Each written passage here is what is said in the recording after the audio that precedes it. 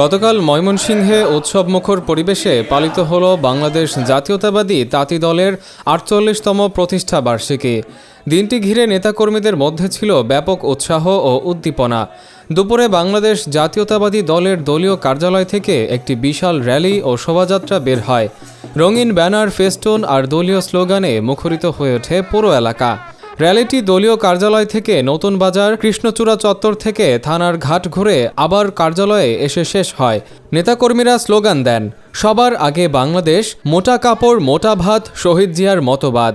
এ সময় উপস্থিত ছিলেন ময়মনসিংহ দক্ষিণ জেলা তাঁতি দলের সভাপতি ডক্টর মোহাম্মদ রুহুল আমিন, সাধারণ সম্পাদক মোহাম্মদ মুক্তার হোসেন মণ্ডল, সিনিয়র সহ-সভাপতি আব্দুর রউফ, যুগ্ম সাধারণ সম্পাদক জিয়াউল হাসান মাসুদ, সাংগঠনিক সম্পাদক মাহমুদুল হাসান কাঞ্চন।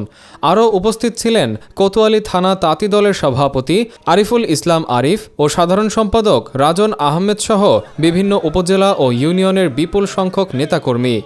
বক্তারা বলেন, তাঁতি দলকে অনেক বিএনপির নেতাকর্মীরা অবহেলার চোখে দেখে, কিন্তু কেন? তাঁতি দল কোনো একটা অনুষ্ঠান প্রোগ্রামে অন্য সংগঠনের নাম বললে কেন যেন তাঁতি দলের নাম বলতে তারা কৃপণতা করে।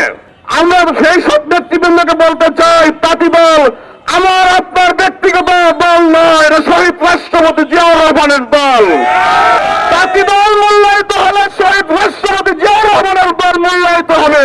তাঁতি দল সবসময় দেশ ও মানুষের কল্যাণে কাজ করে যাচ্ছে এবং আগামীতেও সংগঠনকে আরও শক্তিশালী করা হবে। এ বিষয়ে দেশের প্রধানমন্ত্রী তারেক রহমানকে দৃষ্টি আকর্ষণ করার জন্য অনুরোধ জানিয়েছেন।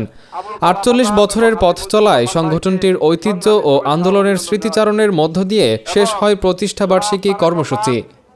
আমাদের প্রধানমন্ত্রী হয়েছেন, জেলা তাঁতি দলের পক্ষ থেকে তাকে ফুলের শুভেচ্ছা জানাচ্ছি।